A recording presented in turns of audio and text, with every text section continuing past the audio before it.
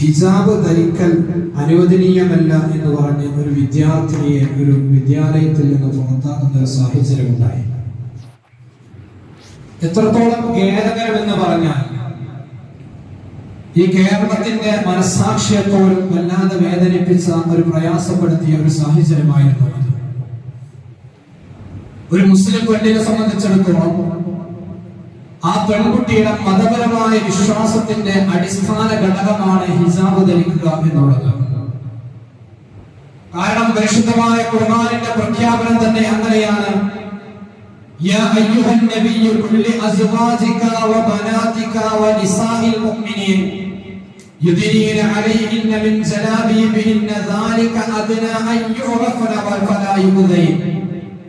പരിശുദ്ധമായ ഖുർആൻ പറഞ്ഞു, യാ അയ്യുഹൻ നബിയ്യു ഓ നബിയേ കുല്ലി അസ്വാജിക, അങ്ങയുടെ ഭാര്യമാരോട് അങ്ങ് പറഞ്ഞു കൊടുക്കണം.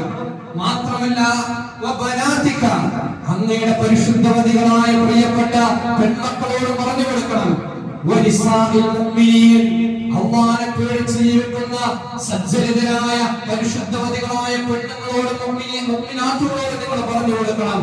യുദ്നീന അലൈഹിന്ന മിൻ ജലാബീബിഹിന്ന, നിങ്ങൾ കൃത്യമായി ഹിജാബ് ധരിക്കണം, തട്ടം ധരിക്കണം, നിങ്ങൾ ജിൽബാബ് ധരിക്കണമെന്ന് പരിശുദ്ധമായ ഖുർആനിന്റെ പ്രഖ്യാപനമാണെന്ന് നിബിധങ്ങളെ നിങ്ങൾ പറഞ്ഞു കൊടുക്കണം.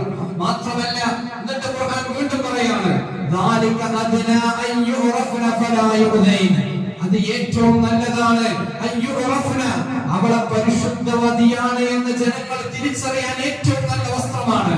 ആളുകൾ ഹിജാബ് ധരിച്ച് നടക്കുന്ന ഒരു പെൺകുട്ടിയെ കാണുമ്പോ, നിഖാബ് ധരിച്ച് നടക്കുന്ന ഒരു സ്ത്രീയെ കാണുമ്പോ ജനങ്ങൾ പോലും പറയും, നല്ല അച്ചടക്കത്തോടെ ജീവിക്കുന്ന ഒരു മോളാണ്, അല്ലാഹുവിനെ പേടിച്ച് ജീവിക്കുന്ന നല്ലൊരു വേഷത്തിന്റെ ഉടമസ്ഥയാണ് അവളെ എന്ന് നിങ്ങളെ കുറിച്ച് പറയുമെന്ന് അല്ലാഹുവിന്റെ പരിശുദ്ധ ഖുർആൻ പറയുകയാണ്. മാത്രമല്ല ഒരു അക്രമങ്ങളും അവർക്ക് ഏറ്റുവാങ്ങേണ്ടി വരില്ല, ഒരു കാമക്കണ്ണുകളും ആ പെൺകുട്ടിയുടെ ശരീരത്തിലേക്ക് തറച്ചു നോക്കില്ല, ഒരു കഴുകക്കണ്ണുകളും അവളെ പരാജയപ്പെടുത്തില്ല. അതുകൊണ്ട് കൃത്യമായി നിങ്ങൾ ഹിജാബ് ധരിക്കണേ എന്ന് അല്ലാഹുവിന്റെ പരിശുദ്ധ ഖുർആനിന്റെ പ്രഖ്യാപനമായിരുന്നു. ഈ പ്രഖ്യാപനം ഏതൊരു മുസ്ലിം പെണ്ണിനെ സംബന്ധിച്ചിടത്തോളം അവരുടെ മതവിശ്വാസത്തിന്റെ അടിസ്ഥാന ഘടകമാണ്. ആ ഘടകത്തെ എതിർക്കാൻ ഒരാളെ കൊണ്ടും സാധ്യമല്ല. വളരെ ഖേദകരമാണ്. എറണാകുളം ജില്ലയിലെ സെന്റ് റീത്താസ് പബ്ലിക് സ്കൂളിലെ പള്ളുരുത്തി എന്ന പ്രദേശത്തുള്ള സെന്റ് റീത്താസ് പബ്ലിക് സ്കൂളിലെ അധ്യാപകർ 8ാം ക്ലാസ്സിൽ പഠിക്കുന്ന ഒരു വിദ്യാർത്ഥിനി അവൾ തട്ടം ധരിച്ചു എന്നതിന്റെ പേരിൽ ഇവിടെ പഠിക്കാൻ പാടില്ല എന്നും പഠനം നിർത്തിക്കൊണ്ട് പുറത്തു പോകണമെന്നും പറഞ്ഞാൽ അത് ആ കുട്ടിക്ക് നൽകുന്ന വിദ്യാഭ്യാസ അവകാശത്തെ നിഷേധിക്കുകയാണ് എന്ന് എന്റെ പ്രിയപ്പെട്ട മുസ്ലിം സമുദായം മനസ്സിലാക്കേണ്ടതുണ്ട്. എത്ര ഖേദകരമാണ്. കാരണം ആ കുട്ടി ധരിച്ച യൂണിഫോം തന്നെയാണ് ആ വേഷത്തിൽ ഒരു 1.5 or 2 മീറ്ററുമുള്ള ഒരു മഫ്ത തലയിൽ ചുറ്റിയാൽ അത് ധരിച്ചുകൊണ്ട് ക്ലാസ്സിൽ ഇരിക്കാൻ പാടില്ല എന്ന് പറയുന്ന വ്യക്തി തന്നെ ധരിച്ചിരിക്കുന്നത് ശിരോവസ്ത്രമാണ് എന്ന് ചിന്തിക്കും. അതിന്റെ അർത്ഥം പറഞ്ഞത് കുട്ടി തട്ടം ധരിച്ചുകൊണ്ട് വിദ്യാലയത്തിൽ വന്നാൽ മറ്റു സമുദായത്തിൽപ്പെട്ട വിദ്യാർത്ഥികൾക്ക് ഭയം വരുന്നത്. എത്ര ലജ്ജാവഹമായ വാചകതയാണ് ഉയർത്തുന്നത്. ആ ലജ്ജാകരമായ വാചകത ഉയർത്തുന്ന ആ അധ്യാപിക ധരിച്ചിരിക്കുന്ന തട്ടം, അവർ ധരിച്ച ശിരോവസ്ത്രം, നിങ്ങൾ ഈ വസ്ത്രം ധരിച്ചിട്ടുണ്ടല്ലോ എന്ന് ചോദിച്ചപ്പോ ആ പ്രിൻസിപ്പാൾ കൊടുത്ത മറുപടി, അതെന്റെ മതവിശ്വാസത്തിന്റെ ഭാഗമാണ്, ഇത് ഞങ്ങൾ മരണം വരെ ധരിക്കുന്നതാണ് എന്ന്. എന്നാൽ ആ ആളുകളോട് വ്യക്തമായി നമുക്ക് പറയാനുള്ളത് ഒന്ന് മാത്രമേ ഉള്ളൂ. മുസ്ലിമിനെ സംബന്ധിച്ചിടത്തോളം മരിക്കുന്നത് വരെയല്ല, മരിച്ചുകൊണ്ട് ഒരു മുസ്ലിം പെണ്ണിനെ 6 മണ്ണിൽ വെക്കുമ്പോഴും നമ്മൾ തലമറച്ചുകൊണ്ടാണ് പോകുന്നത്. അതുകൊണ്ട് ഒരാളുടെ വിശ്വാസം മറ്റൊരാളുടെ വിശ്വാസത്തെ ഇകഴ്ത്തിക്കൊണ്ടാകാൻ പാടില്ല എന്നത് കൃത്യമായി മനസ്സിലാക്കേണ്ടതുണ്ട്. എന്റെ വിശ്വാസത്തിന്റെ ഭാഗമാണ് ഞാൻ ശിരോവസ്ത്രം ധരിക്കുന്നത്. എന്നാൽ മറ്റുള്ള സമുദായത്തിലെ പെൺകുട്ടികൾ അത് ധരിക്കാൻ പാടില്ല എന്ന് പറയുന്നതിന് ധാർഷ്ട്യമെന്നാണ് പറയുക. എന്റെ മുസ്ലിം ഉമ്മത്ത് ചിന്തിക്കേണ്ട 2 കാര്യങ്ങളുണ്ട്. ഒന്നാമത്തേത്, ഇങ്ങനെയുള്ള ആളുകളുടെ വിദ്യാലയത്തിൽ കൊണ്ടുപോയി ചേർക്കാൻ നിൽക്കരുത്. രണ്ടാമത്തെ കാര്യം എന്ന് പറഞ്ഞാൽ ഈ ആളുകൾ ചിന്തിക്കാനുള്ളത്, നമ്മുടെ രാജ്യം എന്ന് പറഞ്ഞാൽ എല്ലാ മതവിഭാഗങ്ങളും സൗഹൃദത്തോടുകൂടി ജീവിക്കുന്ന രാജ്യമാണ്. ആ രാജ്യത്ത് ഒരു കാരണവശാലും ഈ രീതിയിലുള്ള വർഗീയവാദത്തിന്റെ വിത്തുകൾ പാകിക്കൊണ്ട് വെറുതെ നല്ലൊരു തലമുറയെ നശിപ്പിക്കരുത് എന്നാണ് നമുക്ക് പറയാനുള്ളത്. ഇങ്ങനെയുള്ള അധ്യാപകന്മാരെ പഠിപ്പിക്കുന്ന വിദ്യാലയത്തിലേക്ക് കുട്ടികളെ പറഞ്ഞയക്കുന്ന നമുക്കാണ് ഭയം വരുന്നത്.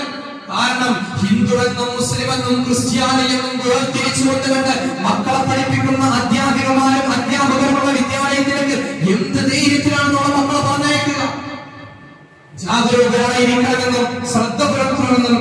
അവസരത്തിൽ ഞാൻ ഓർമ്മപ്പെടുത്തുകയാണ്.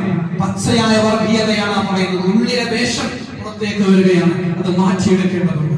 ഞാൻ പറയുന്നു, ഈ വിനീതം പഠനം നടത്തിയത് 9ാം ക്ലാസ് വരെ ഒരു CBSE മുസ്ലിം മാനേജ്മെന്റ് സ്കൂളാണ്. 2 സ്കൂളിലായിട്ടാണ് മാറി മാറി പഠിച്ചത്. ആ CBSE സ്കൂളിന്റെ മാനേജ്മെന്റ് മുസ്ലിം ആളുകളാണ്. അവിടെ പഠിപ്പിച്ചിരുന്ന അധ്യാപകർ മുസ്ലിങ്ങളുണ്ട്, ഹൈന്ദവരുണ്ട്, ക്രൈസ്തവരുണ്ട്. ഞങ്ങളെ കൂട്ടുകാർ മണ്ഡലകാലമാകുമ്പോ, ശബരിമലയുടെ കാലഘട്ടം വരുമ്പോ കറുത്ത വസ്ത്രം ധരിച്ചുകൊണ്ട്, ചെരുപ്പ് ധരിക്കാതെ മാല ധരിച്ചുകൊണ്ട് ഞങ്ങൾ ഒരു ബെഞ്ചിലിരുന്ന് പഠിച്ച പാരമ്പര്യമാണ് നമുക്ക് പറയാനുള്ളത്. അവർ വരുമ്പോ ഞങ്ങൾക്ക് ഒരാൾക്കുള്ള ഒരു വിദ്വേഷം തോന്നിയില്ല. നമ്മൾ ചേർത്ത് പിടിക്കുകയാണ്. അതുവരെ ഹരിതമാശ പറഞ്ഞിരുന്ന അങ്ങോട്ടും ഇങ്ങോട്ടും കുത്തുവാക്കുകളും അടിയും കൂടിയിരുന്ന ചെറുപ്പകാലമാണ്, കുസൃതി കൂടിയിരുന്ന കാലഘട്ടത്തിൽ മാല ധരിച്ചു വരുന്ന, കറുത്ത വസ്ത്രം ധരിച്ചു വരുന്ന ഞങ്ങളുടെ പ്രിയപ്പെട്ട കൂട്ടുകാരനെ കാണുമ്പോൾ നമ്മൾ പറയാറുണ്ട്, നീ സ്വാമിയാണ്, നിന്നെ ഞങ്ങൾ ബഹുമാനിക്കുന്നുണ്ട്. മറ്റു കൂട്ടുകാരെക്കാളും ചീത്ത പറയുന്നത് കണ്ടാൽ ഞാൻ പോലും സൂചിപ്പിച്ചിട്ടുണ്ട്, അവൻ സ്വാമിയാണ്, അവന്റെ ആത്മീയ കാലഘട്ടത്തിന്റെ അവസരമാണ്, അവന് ചീത്ത പറയരുത് എന്ന് പറഞ്ഞ് ആ വിഭാഗത്തെ ബഹുമാനിക്കാൻ പഠിച്ചവരാണ് ഈ രാജ്യത്തെ മുസ്ലിങ്ങൾ. അങ്ങനെയാ പഠിച്ചിട്ടുള്ളത്. ഞാൻ പഠിച്ചിരുന്ന വിദ്യാലയത്തിൽ ഒരു അധ്യാപിക പോലും കറുത്ത വസ്ത്രം ധരിച്ചു വരാൻ പാടില്ല എന്ന് ആ വിദ്യാർത്ഥികളോട് പറഞ്ഞിട്ടില്ല. മാല ധരിച്ചു വരാൻ പാടില്ല എന്ന് വിദ്യാർത്ഥികളോട് പറഞ്ഞിട്ടില്ല. പൊട്ടുതൊട്ട് വരാൻ പാടില്ല എന്നും കുടി ധരിച്ചു വരാൻ പാടില്ല എന്നും പറഞ്ഞിട്ടില്ല. അങ്ങനെ പറഞ്ഞിട്ടുണ്ടെങ്കിൽ വിദ്യാർത്ഥിയല്ല അവിടെ പഠനം നടത്തുക. ആ അധ്യാപിക അന്ന് മുതൽ സ്കൂളിലെ പഠനം പഠിപ്പിക്കലോട് അവസാനിപ്പിക്കും. മാനേജ്മെന്റ് അങ്ങനെ തീരുമാനം എടുക്കുക.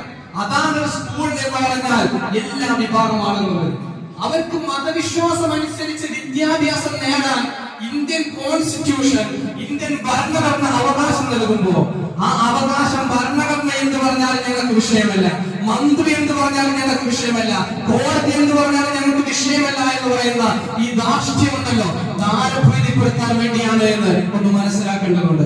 ഇന്ത്യൻ ഭരണഘടനയിലെ കോൺസ്റ്റിറ്റ്യൂഷന്റെ ആർട്ടിക്കിൾ 25, 26 വ്യക്തമായ മതസ്വാതന്ത്ര്യത്തിനുള്ള അവകാശം നൽകുമ്പോ കൃത്യമായി ഇന്ത്യൻ ഭരണഘടനയുടെ 25, 26 വിഭാഗം നോക്കിയാൽ കൃത്യമായി കാണാം, where a hijab is considered a religious practice under article 25. Article 25 എടുത്ത് പരിശോധിച്ച് നോക്കിയാൽ കൃത്യമായി ഒരു പെൺകുട്ടി ഹിജാബ് ധരിക്കുക എന്നുള്ളത് അവളുടെ മതവിശ്വാസത്തിന്റെ ഭാഗ്യമാണ്, അവൾക്ക് മൗലിക അവകാശങ്ങൾ നൽകുന്ന അവകാശമാണ്. ആ അവകാശത്തെ ഹനിക്കുന്ന ആളുകളോട് പറയാനുള്ളത്, നിങ്ങൾ ഇന്ത്യൻ ഭരണഘടനയാണ്, ഇന്ത്യയുടെ നീതിന്യായ വ്യവസ്ഥയാണ് വെല്ലുവിളിക്കുന്നത് എന്ന് ഈ അവസരത്തിൽ ഓർമ്മപ്പെടുത്തുകയാണ്. മുൻകാലങ്ങളിൽ ഈ വിഷയങ്ങളിൽ കോടതിയെടുത്ത നിലപാടെത്താമെന്ന് നമ്മൾ ചിന്തിക്കണം. മുൻകാലങ്ങളിൽ കോടതിയെടുത്ത നിലപാട് എന്താ? ഒരിക്കൽ എറണാകുളം ജില്ലയിൽ ഒരു പ്രദേശത്തൊരു സ്കൂളിൽ 3 വിദ്യാർത്ഥികളെ സ്കൂളിൽ നിന്ന് പുറത്താക്കുന്നു. എറണാകുളം ജില്ലയിൽ തന്നെയാണ് ഇതേ സംഭവം നടന്ന അതേ ജില്ലയിൽ 3 കുട്ടികളുടെ പേര് ശ്രദ്ധിച്ച് കേൾക്കണം. പേര് ഒന്ന് പിസോ ഇമാനുവൽ, രണ്ടാമത്തെ കുട്ടിയുടെ പേര് ബിനോ ഇമാനുവൽ, മൂന്നാമത്തെ കുട്ടിയുടെ പേര് ബീല ഇമാനുവൽ. ഒരു പിതാവിന്റെ 3 മക്കളെ വിദ്യാലയത്തിൽ നിന്ന് പുറത്താക്കി. എന്താണ് ഇതിന്റെ കാരണമുണ്ടായത്? ദേശീയ ഗാനം ചൊല്ലുമ്പോ കുട്ടികൾ ഏറ്റു ചൊല്ലുന്നില്ല എന്നതാണ് കാരണം. ഈ 3 വിദ്യാർത്ഥികളും ദേശീയഗാനം ഏറ്റു ചൊല്ലുന്നില്ല, അങ്ങനത്തെ ഒരു കുട്ടിയെ ഞങ്ങൾക്ക് പഠിപ്പിക്കാൻ കഴിയില്ല എന്ന് പറഞ്ഞ് അധ്യാപകന്മാർ പുറത്താക്കി. പിതാവ് നേരെ എന്ത് ചെയ്തു? ഹൈക്കോടതിയിൽ പോയി. ഹൈക്കോടതി സ്കൂളിന് അനുകൂലമായ വിധി പറഞ്ഞു, കുട്ടികളെ സ്കൂളിൽ നിന്ന് പുറത്താക്കിയതിൽ തെറ്റില്ല. പിതാവ് നേരെ സുപ്രീം കോടതിയിലേക്ക് പോവാം. സുപ്രീം കോടതി 1986 പറഞ്ഞൊരു വിധിയുണ്ട്. ആ വിധിയാണ് കൃത്യമായി നമ്മൾ മനസ്സിലാക്കേണ്ടത്. സുപ്രീം കോടതി പറഞ്ഞ അതേ വിധി കൃത്യമായി ഞാൻ വായിക്കുകയാണ്. മതവിശ്വാസത്തിന്റെ ഭാഗമാണെങ്കിൽ ദേശീയഗാനം പാടാതിരിക്കുന്നതിൽ തെറ്റൊന്നുമില്ല. ഒരു വ്യക്തിയുടെ മതവിശ്വാസം ഭരണഘടനാപരമായ പരിധിക്കുള്ളിൽ ആണെങ്കിൽ അതിനെ ലംഘിക്കാൻ സർക്കാരിനോ വിദ്യാഭ്യാസ സ്ഥാപനങ്ങൾക്കോ കോടതിക്കോ ഒന്നും സാധ്യമല്ല എന്നാണ് കൃത്യമായി സുപ്രീം കോടതി പറഞ്ഞത്. അതായത് ഭരണഘടന അംഗീകരിച്ച രീതിയിലാണ് അവന്റെ മതവിശ്വാസമെങ്കിൽ അത് ആചരിച്ചുകൊണ്ട് വിദ്യാലയത്തിലേക്ക് കടന്നു വരാൻ എല്ലാ ആളുകളും അനുവദിക്കണമെന്നും അതിന് അധ്യാപകരുടെ തടസ്സം വെക്കാൻ പറ്റില്ല, ഗവൺമെന്റിന് തടസ്സം വെക്കാൻ പറ്റില്ല, കോടതിക്കും തടസ്സം വെക്കാൻ പറ്റൂല. എന്തുകൊണ്ടായിരുന്നു ഞാൻ അത് പറയാൻ പറ്റും? ഈ കുട്ടികൾ ഇന്നലെ ചെല്ലാതിരുന്നതിന്റെ കാരണം ക്രിസ്ത്യൻ വിഭാഗത്തിൽ നമ്മൾ ഒരുപാട് വിഭാഗങ്ങൾ കാണാറുണ്ട്. അതിലൊരു പ്രധാനപ്പെട്ട വിഭാഗമാണ് യഹോവയുടെ സാക്ഷികൾ എന്ന് പറഞ്ഞിട്ടൊരു വിഭാഗമുണ്ട്. അവരുടെ ചർച്ചകളൊന്നും നമ്മൾ വ്യാപകമായി കാണാറില്ല. അവരുടെ വിശ്വാസപ്രകാരം ദേശീയഗാനം കൂടെ ചെല്ലിയാൽ അത് അവരുടെ മതവിശ്വാസത്തെ ഇല്ലായ്മ ചെയ്യുമെന്നുള്ള ഒരു വിശ്വാസമുണ്ട്. അത് വിശ്വാസത്തിന്റെ ഭാഗമാണ്. പക്ഷെ കുട്ടികൾ ദേശീയഗാനത്തെ ആക്ഷേപിക്കാറില്ല, ദേശീയ പതാകയെ ആക്ഷേപിക്കാറില്ല, അതൊക്കെ ബഹുമാനിക്കുന്നുണ്ട്. പക്ഷെ കൂടെ ചെല്ലാൻ പ്രയാസമുണ്ട്. കോടതി പറഞ്ഞു അതൊക്കെ മതവിശ്വാസത്തിന്റെ ഭാഗമാണോ എന്നാണ് അവർ ചെല്ലേണ്ടതില്ല. ആ കുട്ടികളെ തിരിച്ച് വിദ്യാലയത്തിലേക്ക് എടുക്കണമെന്ന്. ഇതാണ് മുൻകാലത്ത് കോടതി വിധി പറഞ്ഞത്. ആ അടിസ്ഥാനത്തിൽ തീർത്തും ഒരു ഹിജാബ് ധരിച്ചു വരുന്ന വിദ്യാർത്ഥിയെ പുറത്താക്കിയതിൽ ആ സ്കൂൾ മാനേജ്മെന്റിന് വല്ലാത്ത പിഴവ് സംഭവിച്ചു പോയിട്ടുണ്ട്. ഒന്നാമത്തെ എന്റെ പ്രിയപ്പെട്ട ആളുകളോട് പറയാനുള്ളത്, ഇങ്ങനെയുള്ള വർഗീയ വിഷം ചെയ്യുന്ന വിദ്യാലയങ്ങളിലേക്ക് വിദ്യാർത്ഥികളെ കൊണ്ടാക്കാൻ പാടില്ല എന്നാണ് ഒന്നാമത്തെ എനിക്ക് പറയാനുള്ളത്. മറ്റേത് അധ്യാപകന്മാരാരെങ്കിലും എന്നെ ശബ്ദം കേൾക്കുന്നുണ്ടെങ്കിൽ അവരോട് നമുക്ക് പറയാനുള്ളത്, വിദ്യാർത്ഥികളെ വേർതിരിച്ച് കാണുന്ന അധ്യാപകനെന്നോ അധ്യാപിക എന്നോ പറയാൻ പറ്റില്ല. എന്നെ പഠിപ്പിച്ചിരുന്ന മഹാഭൂരിഭാഗം അധ്യാപകന്മാരും ഹൈന്ദവരായിരുന്നു. ഞാൻ ഇന്നും ലീവിന് പോയാൽ എന്റെ അധ്യാപകരെ കാണാൻ പോകാറില്ല.